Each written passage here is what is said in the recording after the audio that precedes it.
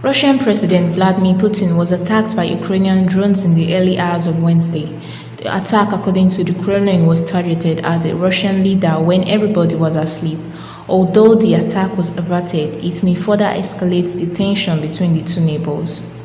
Seeing a black face has warned cross-dressers to stop confusing the young generation with the way they dress. The former Plantation Boys Act warned that the future of the country might be jeopardized if they are not stopped.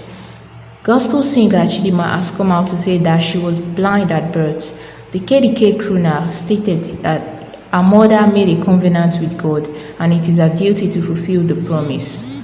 Who will win the Ukraine-Russia war?